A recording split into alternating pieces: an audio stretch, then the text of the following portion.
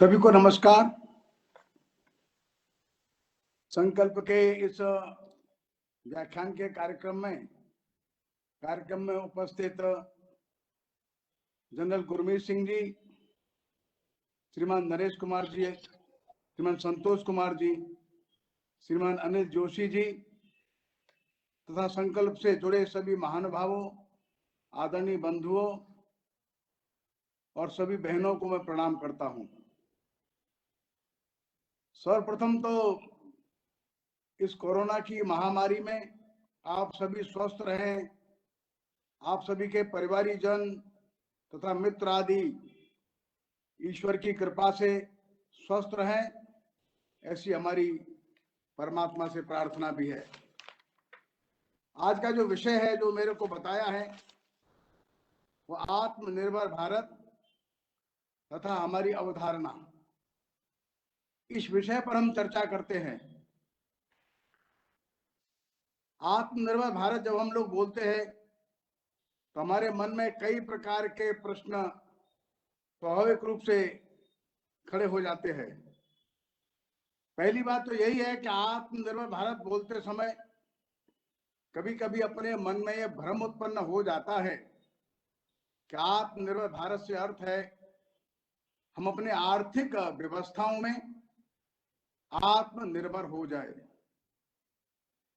लेकिन एक छोटा सा हिस्सा यह है, भारत क्या है, भारत आत्मनिर्भर हो उसके आयाम क्या हैं, कौन कौन से महत्वपूर्ण मुद्दे हैं जिन पर अपने को विचार करना ऐसा लगता है कि आवश्यक है। भारत आत्मनिर्भर हो इससे अर्थ क्या है? तो सबसे पहले तो यही अपने को ध्यान में देने की बात है कि भारत क्या है। भारत नाम का जो देश है इसका ओरिजिन कब है, इसका जन्म कब हुआ, इसका जो क्रिएशन है ये दुनिया के और देशों की तरह है क्या?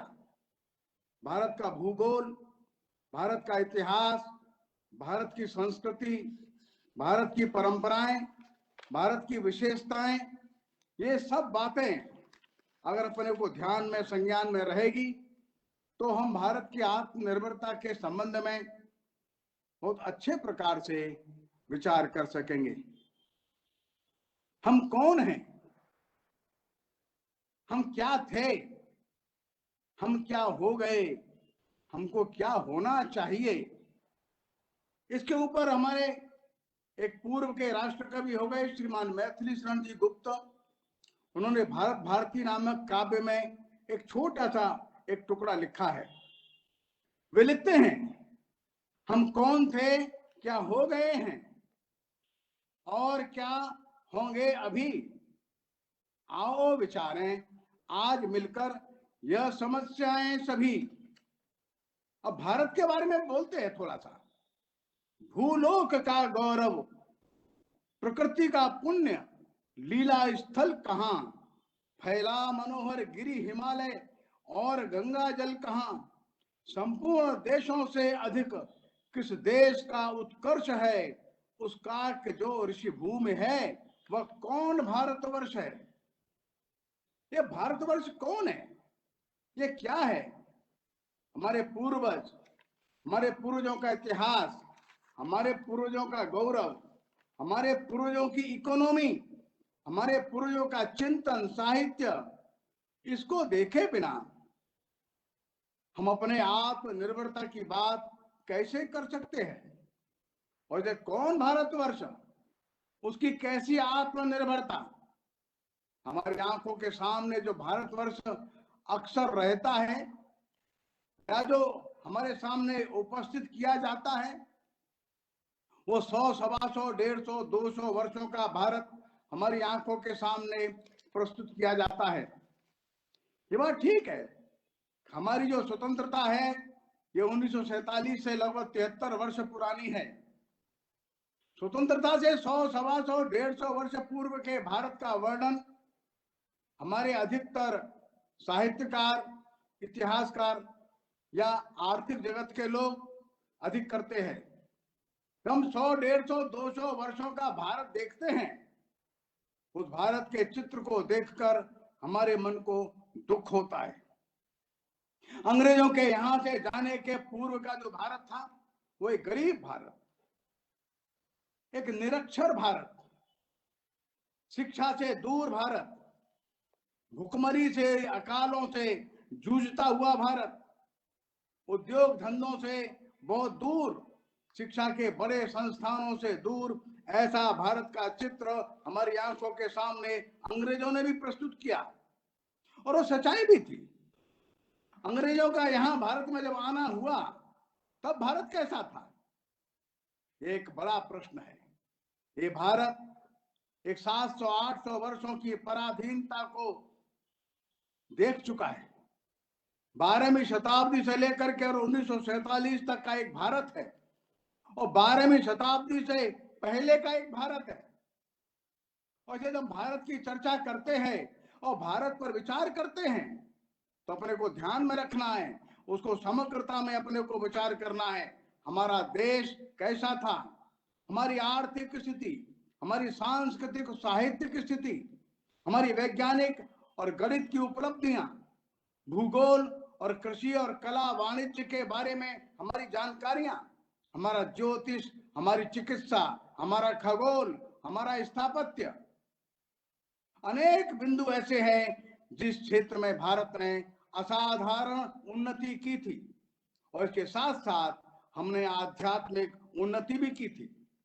भारत ने भौतिक तथा आध्यात्मिक उन्नति का एक सुंदर तालमेल बिठाना था। एक ऐसा भारत था जो दुनिया के लिए आकर्षण का और आश्चर्य का केंद्र था। दुनिया के सैकड़ों नहीं हजारों बड़े बड़े विद्वानों ने भारत के बारे में बहुत कुछ लिखा है। भारत के वैभव के बारे में लिखा है, भारत की श्रेष्ठताओं के बारे में लिखा है। मैं केवल एक उदाहरण आपके सामने दूंगा। मार्क ट्वेन, जिनका पूरा नाम है सैमुअल लैंगर्न क्लेमेंस, अमेरिका के ये बड़े राइटर है। मार्क ट्वेन लिखते हैं, India is the land of dreams and romances, of fabulous wealth and fabulous poverty, of splendor rags, of palaces and hovels, of famine and pestilence, of genii and giants, Aladdin lamps of lights, tigers and elephants, cobra and jungle, the country of 100 nations and 100 tongues, of 1,000 religions and 2 million gods, cradle of the human race, birthplace of human speech, mother of history, grandmother of legend, great grandmother of traditions, whose yesterdays bear date with the modern antiquities for the rest of nations, the one sole country under the sun that is endowed with the imperishable interest for alien princes and alien peasant, for lettered and ignorant, wise and fool, rich and poor, bond and free, the one land that all men desire to see, and having seen once by even a glimpse, would not give that glimpse for the show of all the rest of the world combined. क्या गजब का लिखते हैं। वो लिखते हैं, भारत की एक दृष्टि, भारत को एक नजर से देखना समग्र विश्व को देखने से बड़ा है। अगर भारत को एक नजर से भी नहीं देखा तो सारा दुनिया का देखना बेकार हो जाएगा, व्यर्थ हो जाएगा। भारत के बारे में जैसा मार्क ट्वेन ने लिखा है, ऐसा सैकड़ों नहीं हजारों बड़े बड़े विद्वानों ने भारत के बारे में लिखा है। वैसे मैंने केवल एक को पढ़ करके आपका एक पैराग्राफ सुनाया है। भारत कैसा वंडर है, कैसा दुनिया की सभ्यताओं का ये जनक है, दुनिया की भाषाओं का ये जननी है। ऐसा कितना सुंदर दुनिया के बड़े बड़े इतिहासकार, साहित्यकार, दुनिया के वैज्ञानिक ये भारत के बारे में लिखते हैं। कभी कभी अपने को भी ऐसा लगता है ये सच है कि नहीं, अपने को भी भ्रम उत्पन्न हो जाता है। एक और जब वर्तमान परिस्थिति देखते हैं और ऐसा सुंदरतापूर्ण वर्णन भी देखते हैं, अपने मन में भ्रम होना भी स्वाभाविक हो जाता है। अभी कुछ वर्ष पूर्व एक ब्रिटिश इकोनॉमिस्ट है, बड़े ख्यातिकार इतिहासकार भी है, के विद्वान लेखक है, उनका नाम है एंगुस मैडिसन। उन्होंने बड़े परिश्रम पूर्वक अर्थशास्त्र, आर्थिक दुनिया की उन्नति और हिस्ट्री, इसके बड़े कंपैरेटिव स्टडी उन्होंने की और उसको लेखन किया है। और वे लिखते हैं कि India was the largest economy in the world for most of the 3 millennia. 3000 वर्षों तक भारत दुनिया में एक आर्थिक नेतृत्व करता रहा। ईसा से भी लगभग 1500 वर्ष पूर्व से भारत का जो वर्ल्ड इकोनॉमी में शेयर था, that was more than 25%। World industrial production में दुनिया के जो औद्योगिक उत्पादन था, उसमें अकेले भारत का जो शेयर था, that was more than 25%। Even when Britishers came here, in those days, the Indian share in world economy was more than 25%. And when the Britishers left India, it was only 4.2%. This is a decline of Indian economy. जब अंग्रेज भारत में आए, उस समय भारत का दुनिया की जो अर्थव्यवस्था थी, उसमें हिस्सा भागीदारी 25% थी, और जब अंग्रेज छोड़ करके गए तो ये भागीदारी केवल 4.2% थी। भारत कृषि प्रधान देश था, ये बात नहीं है।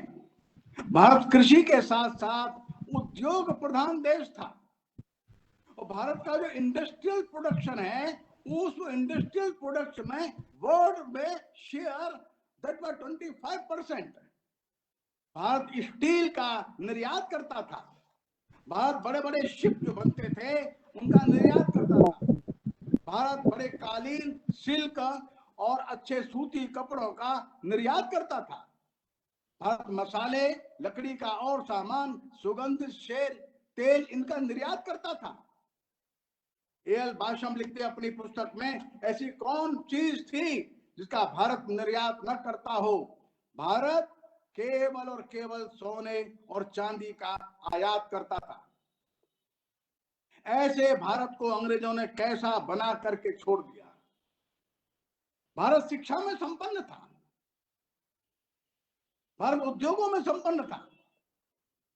एक रोम के प्लिनी नाम के एक बड़े लेखक प्रसिद्ध हो गए हैं, वो ईसा से पूर्व है, बिफोर क्राइस्ट है।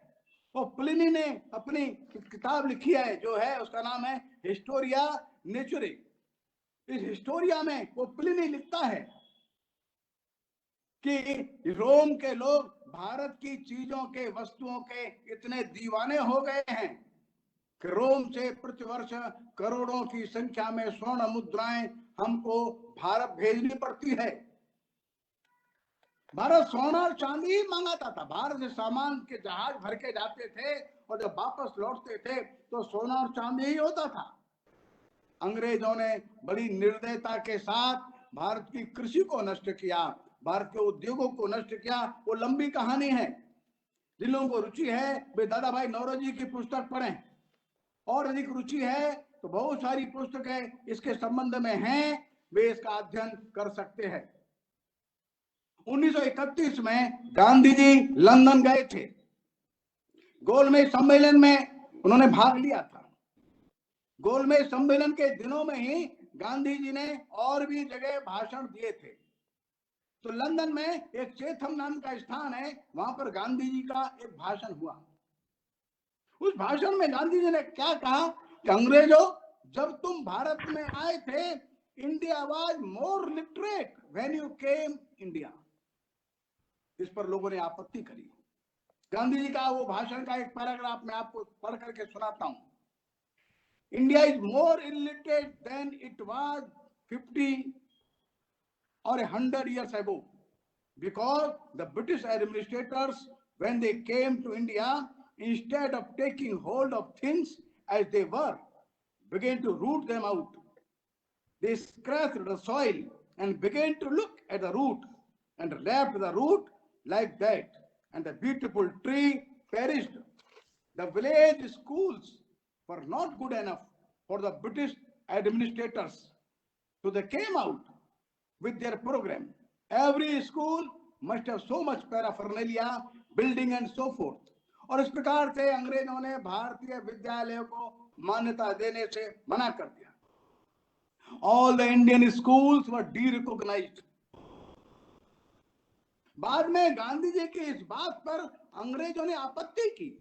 गांधी जी आप ठीक नहीं कह रहे. गांधी जी ने धर्मपाल जी नाम के एक दूसरे अपने एक विद्यार्थी को लगाया, तुम खोज करो, शोध करो इस विषय पर. तो धर्मपाल जी ने 11 ग्रंथ लिखे हैं इन विषयों पर.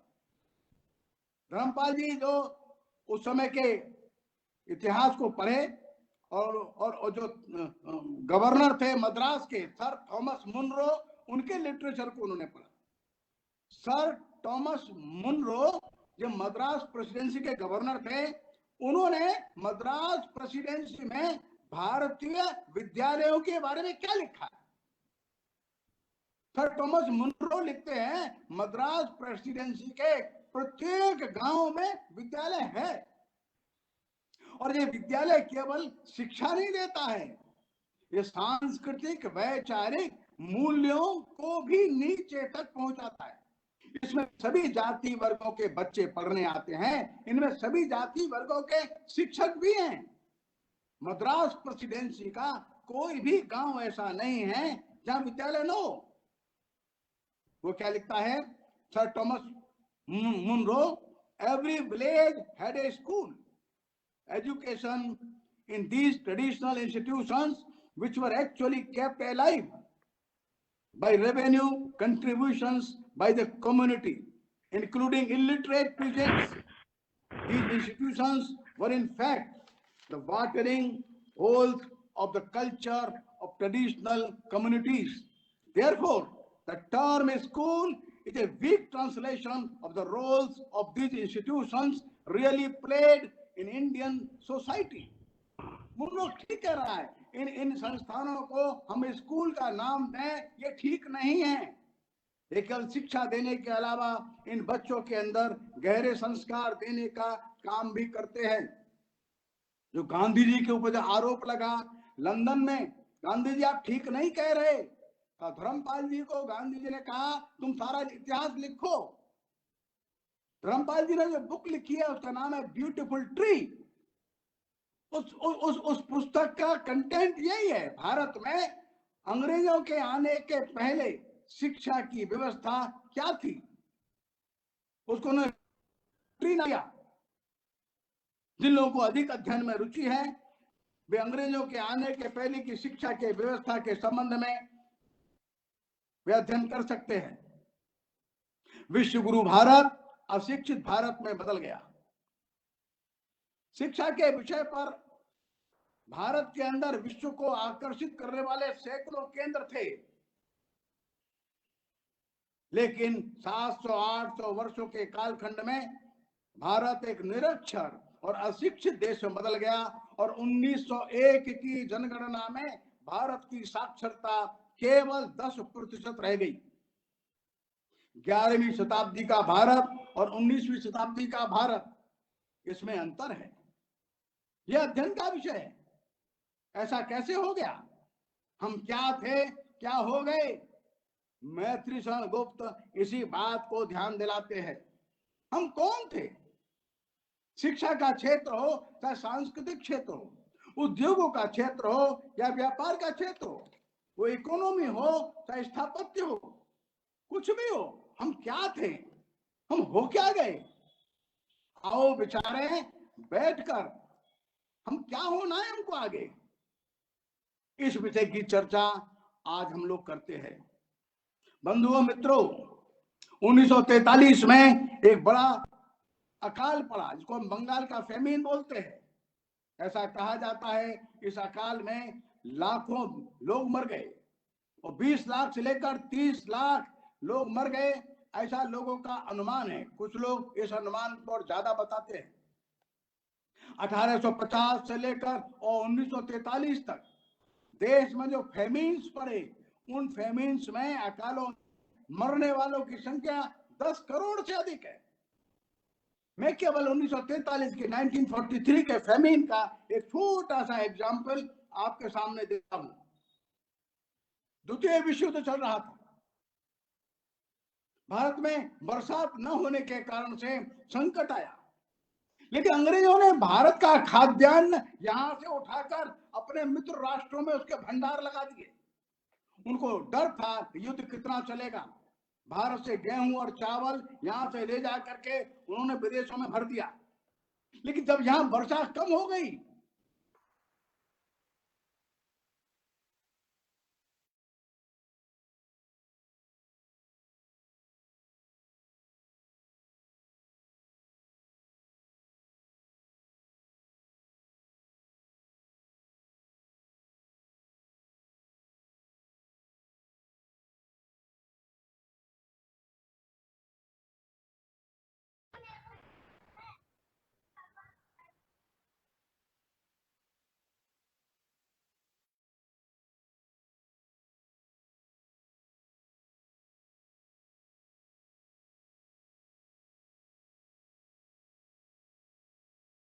शायद आदर जी डिस्कनेक्ट हुए हैं।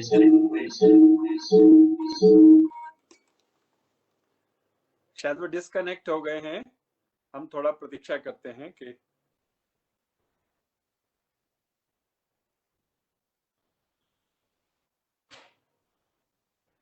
अंकेश जी संपर्क करें।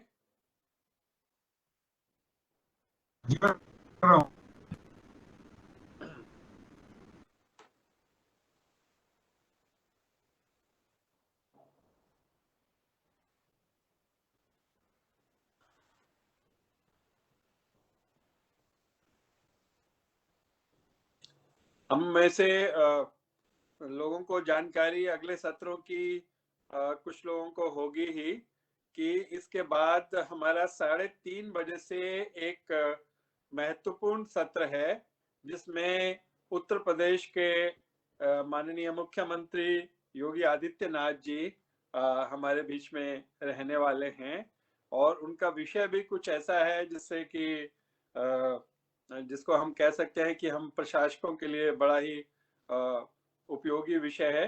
और वो है उनका विषय जो है संस्कृति, प्रशासन और अध्यात्म, यानी कि प्रशासन में नैतिक मूल्यों का किस प्रकार से स्थान रहता है, उसके ऊपर वे बोलने वाले हैं। 4 बजे, आज 3:30 बजे उनका ये सत्र रहेगा। बहुत प्रमुख सत्र है। जैसे पिछली बार हमने एक सत्र रखा था माननीय अमित शाह जी का, गृह मंत्री जी का, और वो सत्र सब लोगों को याद रहा, सत्र काफी स्मरणीय रहा। तो उसी प्रकार का आज एक सत्र, तीसरा सत्र है। जो चौथा सत्र है कल, वो सत्र है, वो उस सत्र में हम लोग सुनने वाले हैं दीपक वोहरा जी को, जो कि इसके ऊपर बात करेंगे ग्लोबल मेगा ट्रेंड्स पर। हमारे बीच में आदरणीय कृष्ण गोपाल जी दोबारा से जुड़ गए। हम पुनः स्वागत करते हैं। वर्चुअल मीटिंग में ये कुछ व्यवधान कई बार आ जाते हैं, क्षमा सहित मैं उन्हें पुनः निवेदन करता हूं कि वे कृपया। तो मैं बतला रहा था कि जब चर्चिल को ये कहा गया कि भारत में अन्न का संकट है,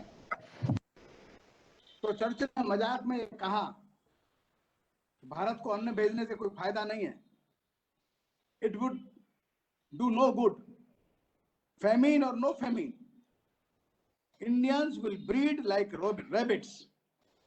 भारत के लोग जो है वो खरगोश की तरह बच्चे पैदा करते हैं। ऐसा मजाक और उपहास व्यंग चर्चिल ने उस समय किया, और इसको लेकर के दुनिया भर में चर्चिल की आलोचना भी हुई।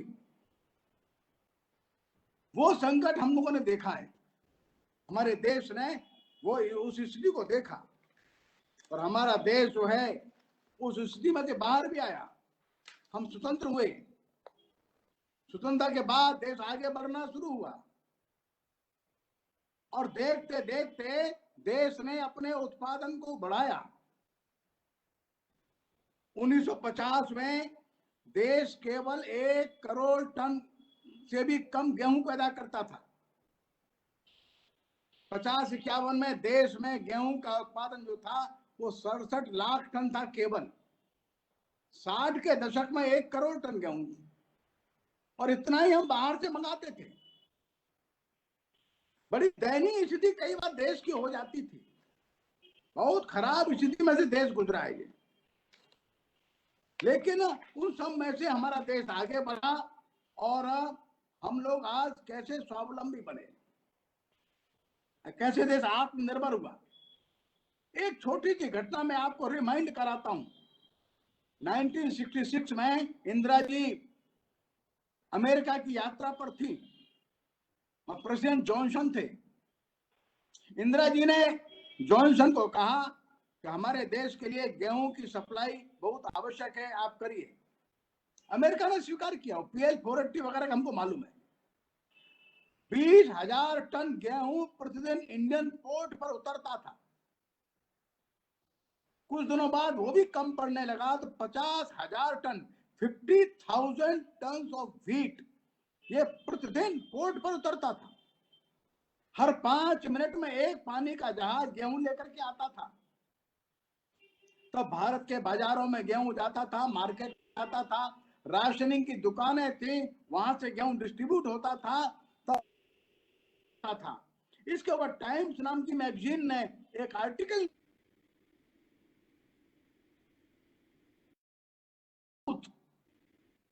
Indians are ship to mouth, ये हमारे लिए अपमानजनक।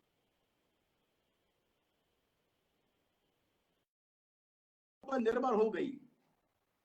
जो अंग्रेजों की पॉलिसीज थी उसमें उनका बड़ा योगदान है। उन्होंने भारत की कृषि को कैसे नष्ट किया, इसको कभी बाद में आप लोग अध्ययन करिए। तो 1950 में 0.67 करोड़ टन केवल गेहूं है, 67 लाख टन गेहूं है। मैं डिटेल में नहीं जाऊंगा, लेकिन आप लोगों को इतना बता देता हूं, वर्तमान में भारत जो गेहूं का उत्पादन करता है 1,200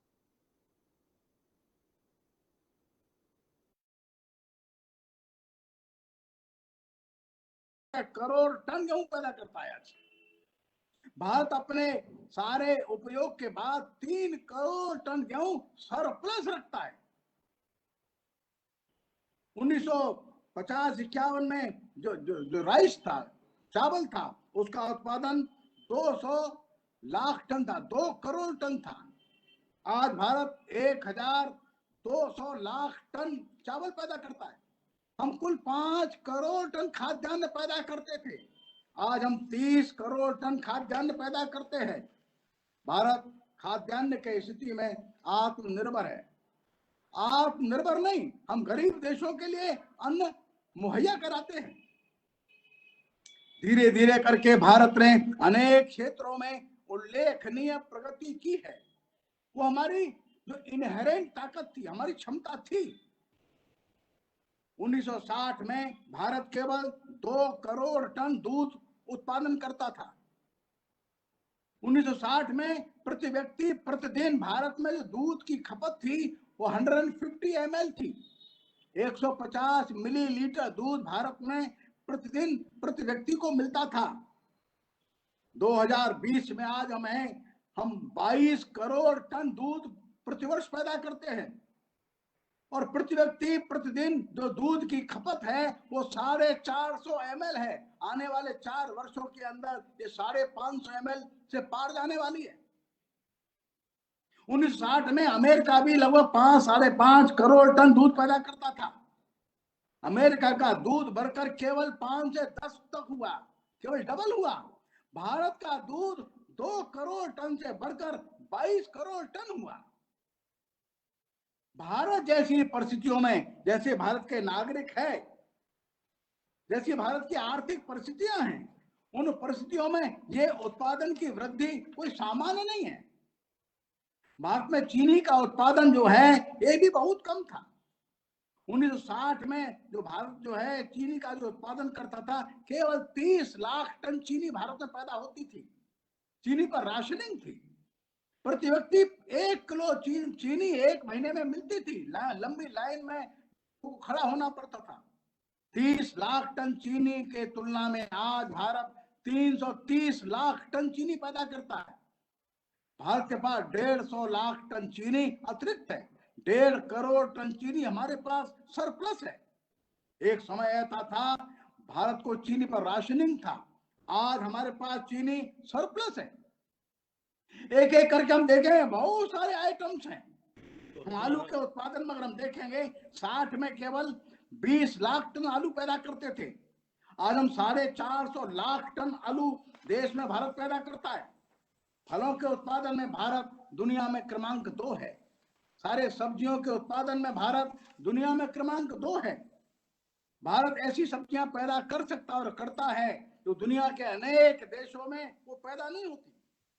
आने वाले भविष्य में, आने वाले वर्षों में यदि हम तकनीक का पूरा लाभ उठाएंगे तो भारत दुनिया के अनेक देशों को लाखों नहीं करोड़ों टन सब्जी मुहैया करा सकता है और अपने यहाँ क्या आर्थिक स्थिति को हम सुधार सकते हैं। कुल ना करके अगर खाद्य क्षेत्र में देखा जाए, केवल दाल और खाने का तेल, इन दोनों की थोड़ी व्यवस्था पिछले वर्षों में गड़बड़ हुई। धीरे धीरे हम उस ओर भी आत्मनिर्भरता से बहुत आगे चले जाएंगे। एक और हम लोग देखें कि आज भारत वो अकाल से लेकर के दुनिया को और खाद्यान्न देने वाले देश में बदल गया। चर्चिल की बात झूठी हो गई। उन दोनों केवल 40 करोड़ जनसंख्या इस देश में थी।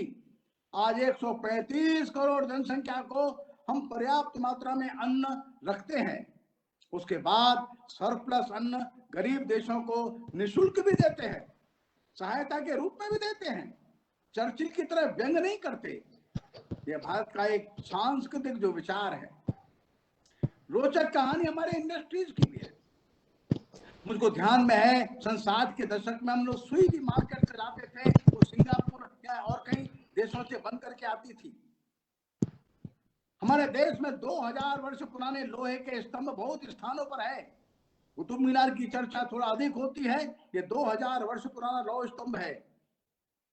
भारत में लोहे की इंडस्ट्री एक पुरानी इंडस्ट्री थी। हम लोहे के आइटम्स के बड़े एक्सपोर्टर थे।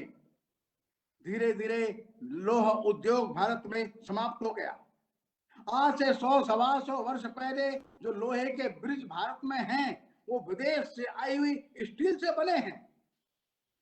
भारत में पूरा का पूरा लौह उद्योग नई तकनीक के अभाव में और ब्रिटिश नीतियों के कारण से समाप्त हो गया। और एक बड़ी रोचक घटना आप लोगों के जानकारी के लिए बताता हूं। 31 मई 1893 विवेकानंद जी अपनी समुद्र यात्रा पर थे। वो वैंकूवर की यात्रा के समय जमशेदजी टाटा उनके साथ थे। जमशेदजी टाटा के साथ उनकी कई दिन लंबी वार्ता हुई। जो जमशेद जी ने बाद में जिक्र किया, वो ये जिक्र किया कि स्वामी जी ने मेरे को आग्रह किया है मैं भारत में लोहे की इंडस्ट्री लगाऊं। स्वामी जी ने मुझको ये भी आग्रह किया है व्यापार के साथ, इंडस्ट्रीज के साथ, नई टेक्नोलॉजी के साथ अध्यात्म का हम लोग संश्लेषण, मेल मिलाप कैसे कर सकते हैं। मैं स्वामी जी की इन दोनों बातों का सम्मान करता हूं और समय आने पर करूंगा।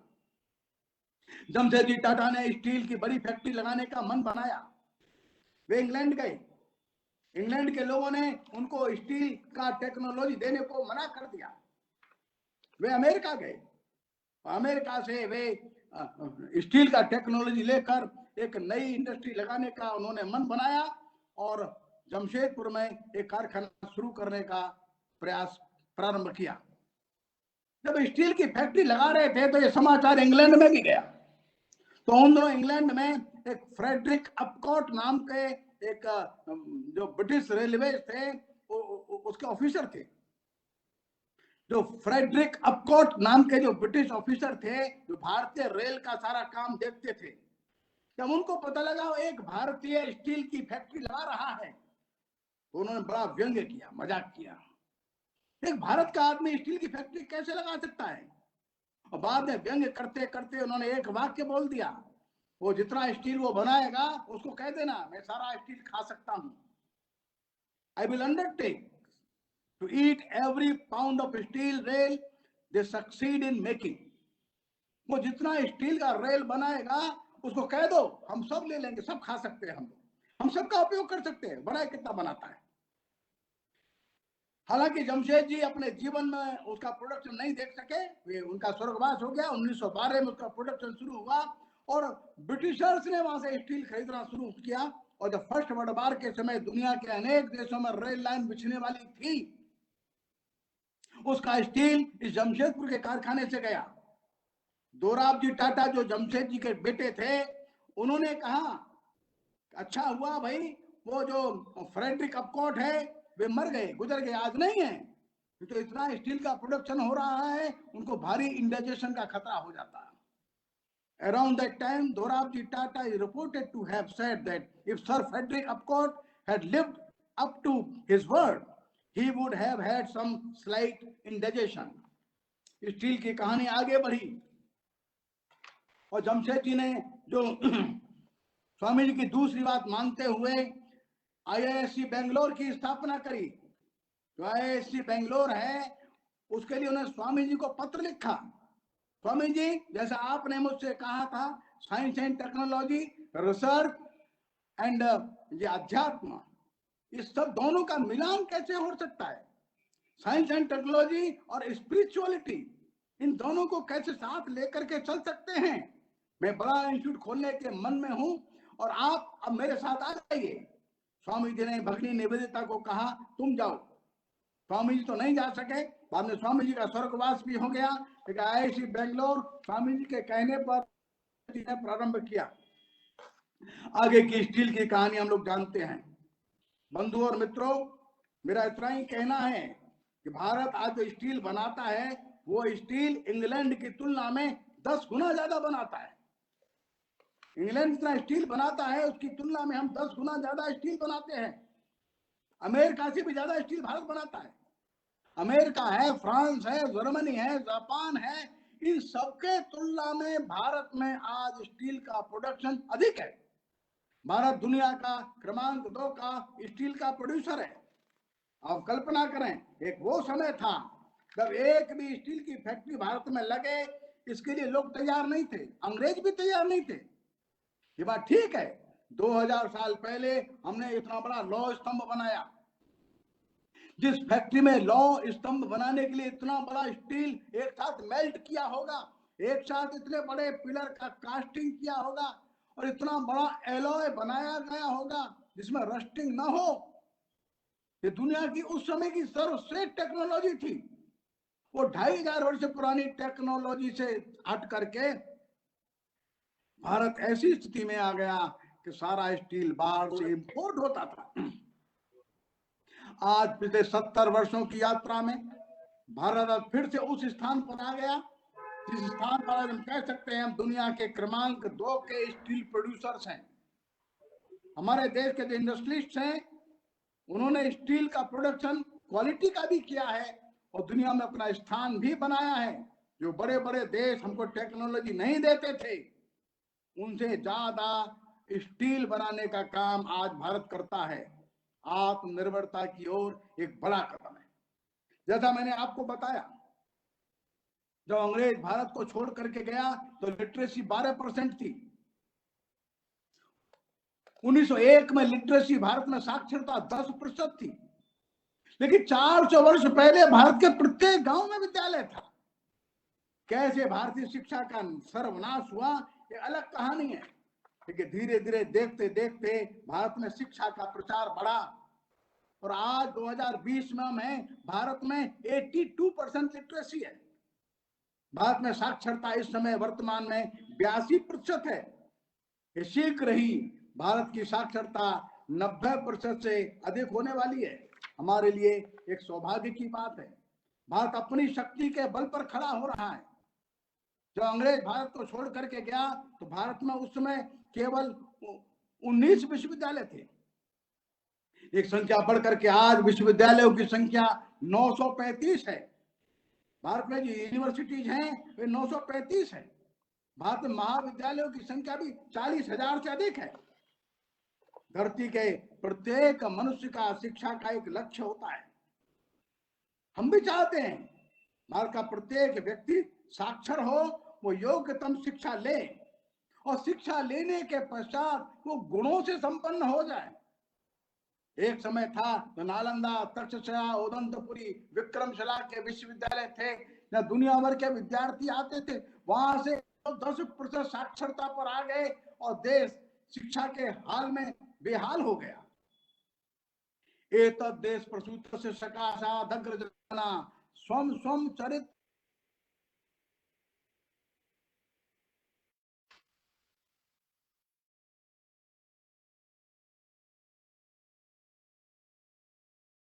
विकल्प लिया था।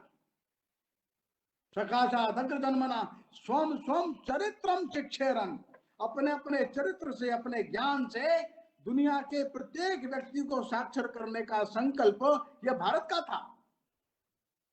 10% साक्षरता से बढ़ते बढ़ते आज हम 80% साक्षरता पर आए हैं।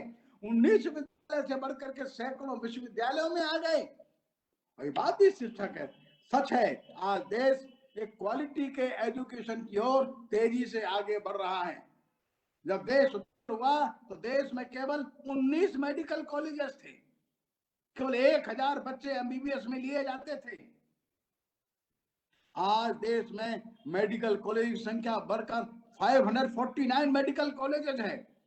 64 पीजी और आगे के रिसर्च के इंस्टीट्यूट्स हैं। आज देश में एमबीबीएस की सीट्स बढ़कर के 80,000 है। आगामी 5 वर्ष के अंदर बढ़कर के 1 लाख होने की योजना है।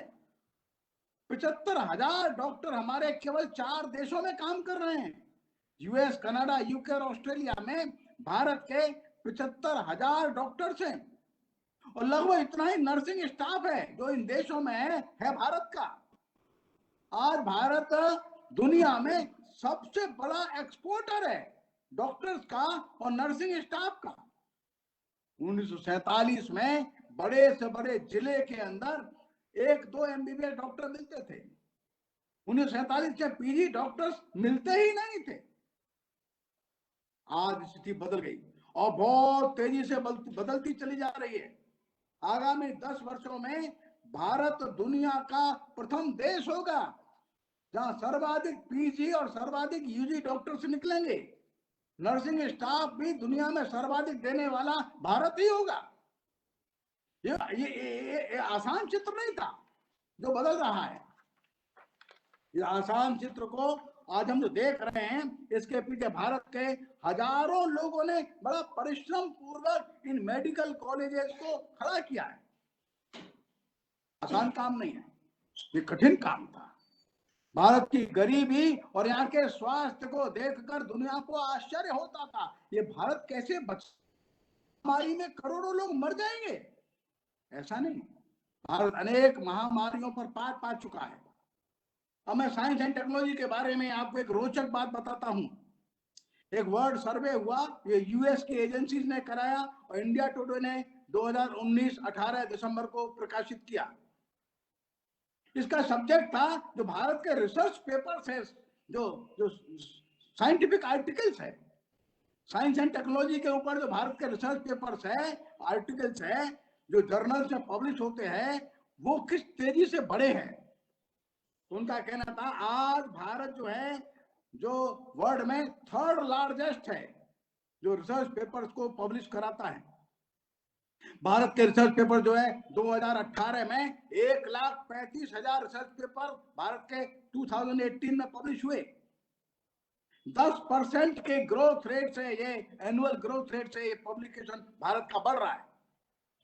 नंबर 2 पर चाइना है जिसका जो ग्रोथ रेट है वो है 7.8%। अमेरिका का रिसर्च पेपर्स में जो ग्रोथ रेट है दैट इज ओनली 0.7%। अर्थात भारत के जो रिसर्च पेपर्स है वो आईआईटीज के हैं, एम्स के हैं, अलग इंस्टीट्यूट्स के हैं, जो सारे अच्छे रेपुटेशन वाले जर्नल्स में पब्लिश होते हैं, उनका नंबर तेजी से कैसे बढ़ रहा है, ये यूएस की एजेंसीज का ये रिपोर्ट है। और इसमें Bharat Germany, UK, Russia, Italy, South Korea, France, Japan, इन सब से आगे है और वर्ल्ड में थर्ड लार्जेस्ट पब्लिशर है। हम देखेंगे अन्य क्षेत्रों में भी भारत ने साइंस एंड टेक्नोलॉजी में अनेक क्षेत्रों में उल्लेखनीय उन्नति करी है। जैसी भारत की डेमोक्रेसी है और जैसा भारत का पूरा डेमोग्राफी है, जैसी भारत की समस्याएं हैं, उनमें हर क्षेत्र में उन्नति करना यह आसान काम नहीं था। डीआरडीओ ने जो उन्नति की है वो हम लोग देखते हैं। और भारत का जो साइंटिस्ट है वो किसी भी प्रकार की मिसाइल बनाने में सक्षम है। अभी कुछ दिन पहले ही अक्टूबर महीने में वहां के डीआरडीओ के चीफ हैं जी सतीश रेड्डी, उन्होंने एक स्टेटमेंट दिया है, we are now able to develop any type of missile system that armed forces want. Now I can very confidently tell that we are strong and we are completely self-reliant in the areas of missiles, radars, electronic warfare systems, torpedoes, guns and communication systems and so on. आज Bharat missile system में दुनिया के किसी भी देश की ओर देखने वाला नहीं है। हमारे इसरो ने अलग और अपने मानदंड बना दिए। 104 सैटेलाइट को एक साथ जब इसरो ने छोड़ा और सबसे सस्ते दर पर छोड़ा, तो दुनिया के अनेक देशों ने अपने सैटेलाइट भारत से छुड़वाने के लिए आवेदन किया हुआ है। भारत अब 31 देशों के सैटेलाइट छोड़ चुका है। अमेरिका भी अपने सैकड़ों सैटेलाइट हमसे ही छुड़वाता है। सबसे सस्ता जो लॉन्चिंग पैड है दुनिया में आज भारत है। अकेला अमेरिका ने 237 सैटेलाइट भारत से छुड़वाए हैं। ये हमारी जो उन्नति है ये छोटी नहीं है। चाहे सॉफ्टवेयर का क्षेत्र हो, चाहे सुपर कंप्यूटर का, या सुपर कंप्यूटर जब मना हुआ भारत के वैज्ञानिकों ने सस्ता बनाया। हैवी वाटर जब मना किया तो भारत ने हैवी वाटर का प्रोडक्शन किया। जो क्रायोजेनिक इंजन का मना हुआ तो भारत ने क्रायोजेनिक इंजन मना किया, बनाया। एक एक बात में हम धीरे धीरे उस तरह से आगे बढ़ रहे हैं अपनी ही शक्ति के आधार पर, चाहे फूड ग्रेन्स हो, चाहे दूध हो, चाहे वेजिटेबल्स हो, चाहे फ्रूट्स हो, साइंस एंड टेक्नोलॉजी हो। भारत एटॉमिक सबमरीन अपने यहाँ बनाने को तैयार है, बना रहा है। अच्छे फाइटर्स प्लेन भारत बनाने के लिए तैयार है, बना रहा है। दुनिया के सबसे ऊंचे फ्लाईओवर, सबसे ऊंचे ब्रिज अब भारत बना सकता है, बना रहा है। बड़े बड़े टनल्स भारत रिकॉर्ड टाइम में बनाने के लिए सक्षम है, भारत बना रहा है। लेकिन आत्मनिर्भरता के आयाम बड़े व्यापक है।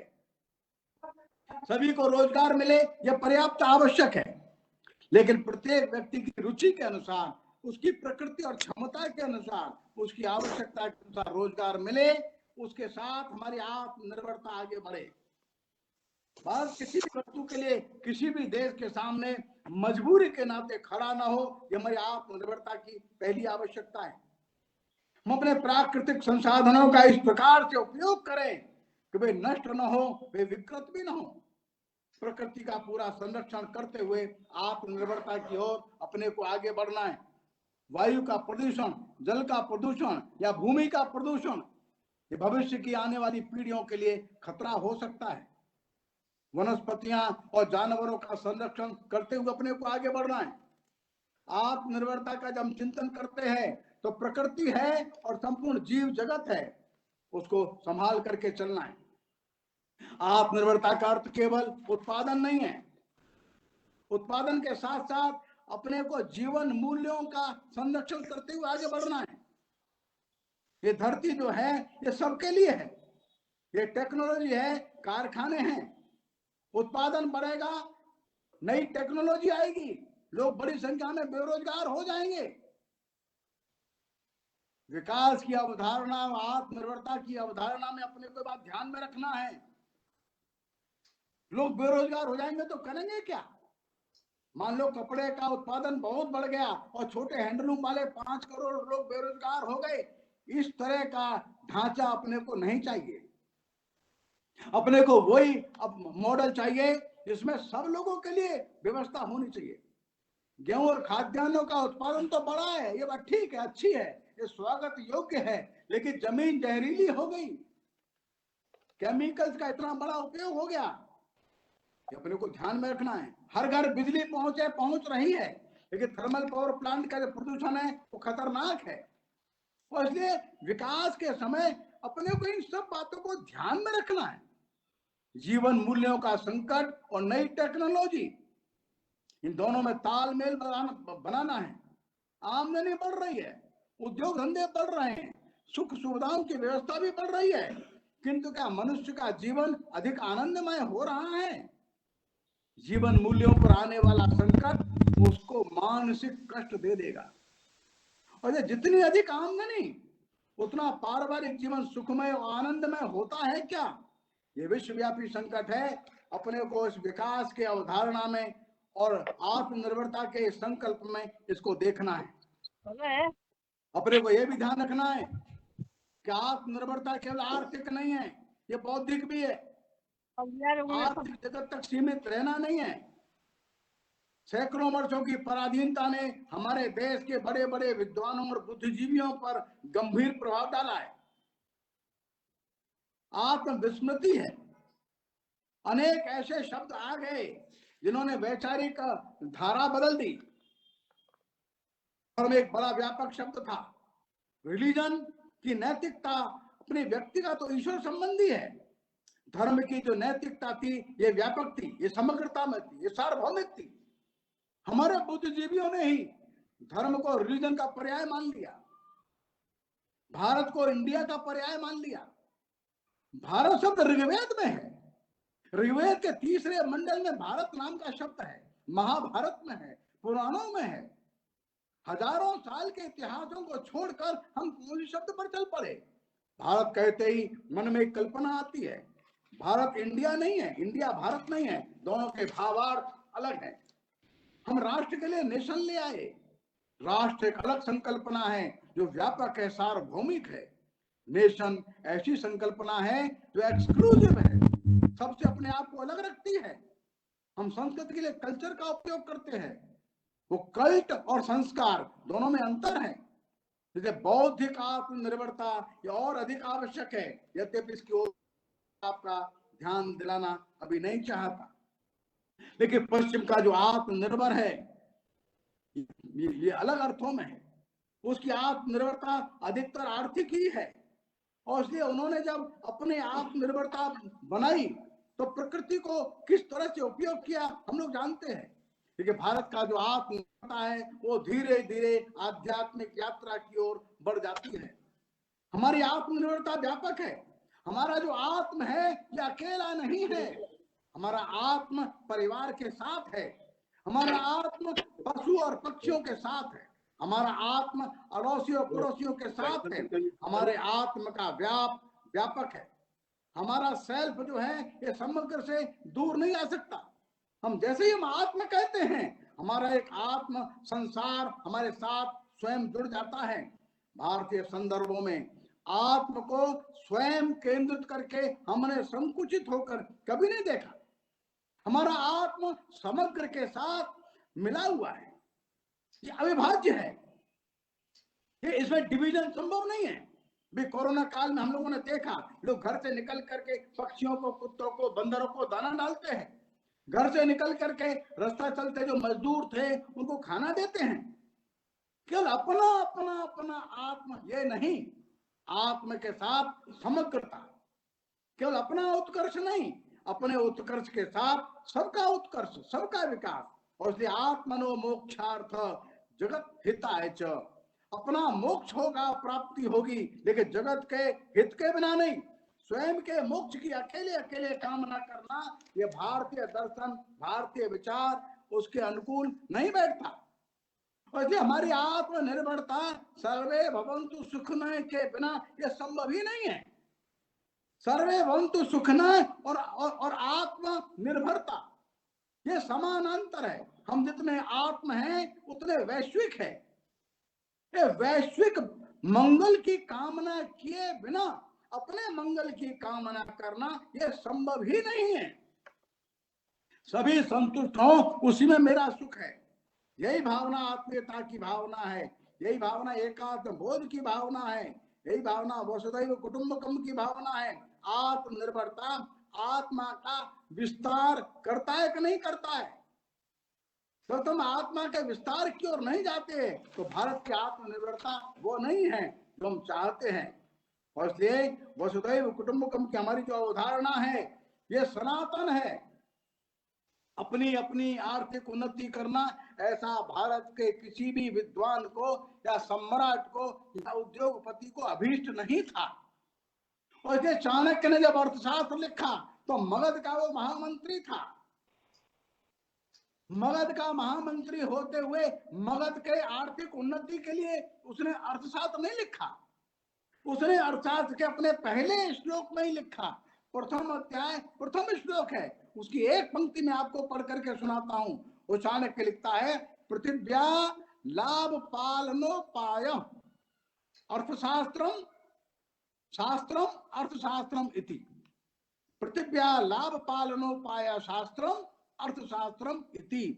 जिस शास्त्र से संपूर्ण पृथ्वी की लाभ की पालना होती है, संपूर्ण पृथ्वी का पालन होता है, पृथ्वी के संपूर्ण जीवों का, संपूर्ण वनस्पतियों का संरक्षण होता है, सबका हित संवर्धन होता है, वो शास्त्र अर्थशास्त्र है। पृथ्व्या लाभ पालनोपाय शास्त्रम अर्थशास्त्रम इति। अर्थात जो इकोनॉमिक डेवलपमेंट हो वो अमानवीय न हो जाए, वो इनह्यूमन हो जाए। ये बात बार बार ध्यान में रखने की बात है। लेकिन जब केवल आर्थिक को चलते हैं, आर्थिक उन्नति ही जब सर्वोच्च स्थान पर आ जाती है, व्यक्ति का सामर्थ्य तो बढ़ता है, साधन संपन्नता बढ़ जाती है। लेकिन साधन संपन्न और सामर्थ्यवान व्यक्ति जब आध्यात्मिक मूल्यों से दूर हट जाता है, अकेला खड़ा हो जाता है। जैसे बर्नार्ड शॉ लिखते हैं, जितना अधिक संपन्न हुआ, जितना अधिक शिक्षावान हुआ, उतना अकेला रह गया, दो के साथ ही मिलना कठिन हो जाता है। बर्नार्ड शॉ लिखते हैं, जितना ज्यादा संपन्न है उसकी स्थिति बिलियर्ड की गेंदों की तरह हो जाती है।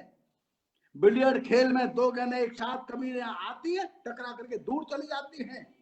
ऐसे दो संपन्न लोग, दो क्षमतावान और विद्वान लोग आज की परिस्थिति जब निकट आते हैं तो टकरा कर दूर जाने के लिए ही निकट आते हैं, जैसे बिलियर्ड की गेंद। जब इतने एकाकी और अकेले हो जाते हैं तो सुख कहाँ है? और ये व्यापारिक जीवन में मूल्यों की चिंता करना, व्यापारिक मूल्यों के आधार पर नहीं, सांस्कृतिक मूल्यों के आधार पर व्यापार करना, सांस्कृतिक आध्यात्मिक मूल्यों के आधार पर आत्मनिर्भरता, इसकी ओर आगे बढ़ना। भारत के व्यापारी ने शुद्ध लाभ ये नहीं लिखा कभी भी। भारत के व्यापारी ने लिखा शुभ लाभ। शुभ लाभ का मतलब वह लाभ जो शुभ साधनों से आ रहा है, विद विर्च्यूज आ रहा है, विद विजडम आ रहा है। वह लाभ इसमें असत्य नहीं है, धोखा नहीं है, कॉन्स्पिरेसी नहीं है, चीटिंग नहीं है। शुद्ध लाभ वो नहीं लिखता है, वो लिखता है शुभ लाभ, यह मंगलकारी लाभ है।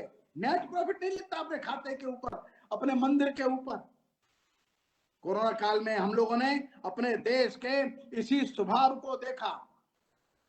कुटुंबों का हमारा जो आध्यात्मिक दर्शन है, अर्थात सबके सुख के साथ, सबके मंगल के साथ, तो भारत ने दवाइयां भी दुनिया को दी सस्ते रेट पर या बिना पैसे के भी दी, अन्न भी दिया, किट्स भी दिए। इन सब बातों को हम देखते हैं, यह भारत का यह आध्यात्मिक जीवन मूल्य साथ साथ चलता है। बड़े बड़े विस्फोट हम लोगों ने देखे दुनिया में, बड़े बड़े परिवर्तन हम लोगों ने दुनिया में देखे, लेकिन अब हम देख रहे हैं कि 70-72 साल के अंदर भारत का युवक हर क्षेत्र में बड़े एनर्जी के साथ, बड़े विस्फोट के साथ सामने आ रहा है। वो आर्थिक जगत हो, वो शिक्षा जगत हो, वैज्ञानिकों का क्षेत्र हो, वो चिकित्सकों का क्षेत्र हो, मैनेजरल स्किल हो, वो चाहे मिलिट्री का फील्ड हो, फील्ड कोई सा भी हो, कृषक से लेकर के और सेना तक, विज्ञान से लेकर के चिकित्सा तक, भारी एनर्जी के साथ, एक बड़े विस्फोट के साथ भारत का युवक दुनिया के परिदृश्य में अपने को उपस्थित कर रहा है। दुनिया का कोई देश ऐसा नहीं है जो भारत के इंजीनियर्स और डॉक्टर्स के बिना अपना काम चला ले। 800 वर्षों की गुलामी, बंधुओं और बहनों, ये कम नहीं होती। दुनिया का कोई भी देश 200-250 वर्ष की गुलामी में से निकल नहीं पाया। देखिए, भारत अपने पुनर्जागरण के साथ अपने आध्यात्मिक जीवन मूल्यों और वर्तमान की शिक्षा और विज्ञान के सुंदर सामंजस्य के साथ आगे बढ़ता हुआ हमको देख रहा है।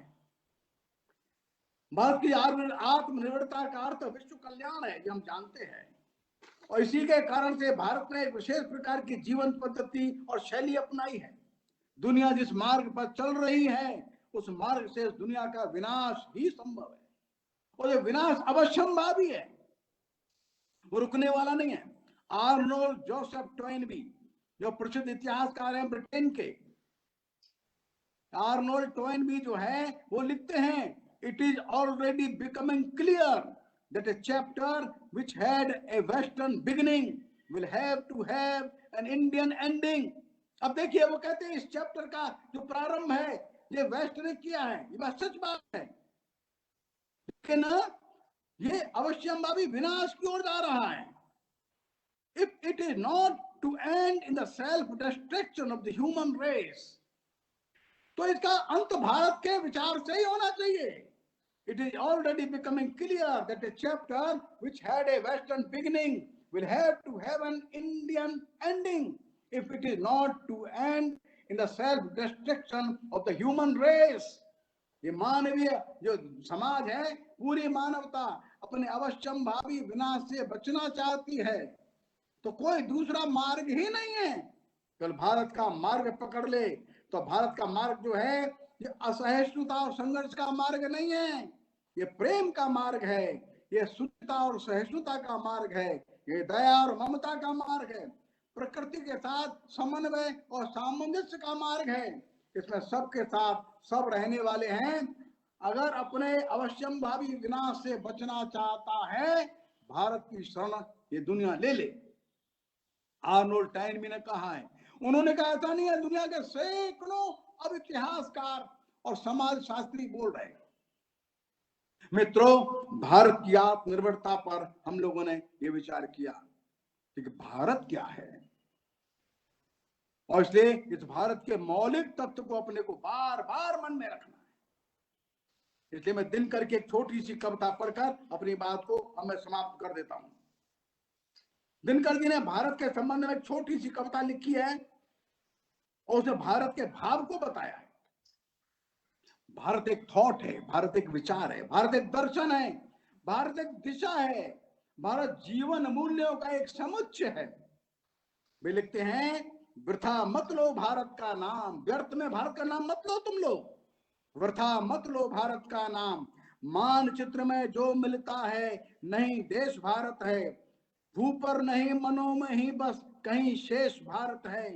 भारत एक स्वप्न भू को ऊपर ले जाने वाला, भारत एक विचार स्वर्ग को भू पर लाने वाला, भारत एक भाव जिसको पाकर मनुष्य जगता है, भारत एक जलज जिस पर जल का न दाग लगता है, भारत है संज्ञा विराग की उज्जवल आत्मोदय की, भारत है आभा मनुष्य की सबसे बड़ी विजय की, भारत है भावना दाह जग जीवन का हरने की, भारत है कल्पना मनुष्य को राग मुक्त करने की, जहां कहीं एकता खंडित जहां प्रेम का स्वर है, देश देश में खड़ा वहां भारत जीवित भास्वर है, भारत वहां जहां जीवन साधना नहीं है भ्रम में, धाराओं का समाधान मिला हुआ संगम में, जहां त्याग माधुर्य पूर्ण हो, जहां भोग निष्काम समरस हो कामना, वहीं भारत को करो प्रणाम,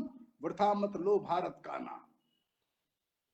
व्यर्थ में भारत का नाम मत लो। तो हम भारत का जब हम देखते हैं आत्मनिर्भर भारत, तो आत्मनिर्भर भारत का मतलब भारत नहीं है केवल, भारत के साथ संपूर्ण सृष्टि, संपूर्ण जीव और जगत, संपूर्ण वनस्पति, संपूर्ण प्रकृति, सबका आनंद अपने लिए न्यूनतम लेकर और दूसरों के लिए अधिकतम देते रहने में ही आत्मोन्नयन है, अपनी उन्नति है। यही भारत की उन्नति का एक सुंदर मार्ग है। तो इसलिए जब हम लोग कहते हैं भारत स्वावलंबी बने, आर्थिक दृष्टि से बने, ठीक बात, आध्यात्मिक दृष्टि से भी बने, वैचारिक दृष्टि से भी बने, सांस्कृतिक दृष्टि से भी बने, और दुनिया को जिस बात को हमको सर्वाधिक देना है उस दृष्टि से बने।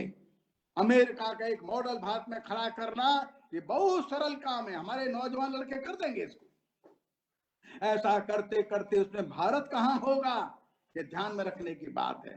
इसलिए बंधुओं, मित्रों, बहनों, इस भारत का जो आत्मोन्नति का मार्ग है, हमारा जो स्वावलंबन है, हमारी जो आत्मनिर्भरता है, इसका जो आत्म तत्व है, इस आत्म तत्व को ध्यान में रखना गांधी जी ने वही बताया, महर्षि अरविंद ने वही ध्यान दिलाया, रविन्द्रनाथ टैगोर ने अपनी कविता में वही लिखा है, और ये भारत का सनातन दर्शन है, सनातन विचार है।